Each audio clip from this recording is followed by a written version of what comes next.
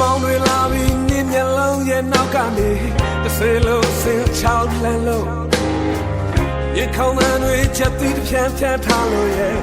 ဝိညာဉ်ခေါ်သံများထားရတဲ့ရွှေအောင်လုံးအိမ်မများငါတော့မဟုတ်ခဲ့ဘူးနေဟာဆောင်ငါညင်လေသူနေဟာနေတဲ့ပြန်လွင်လို့သွားတယ်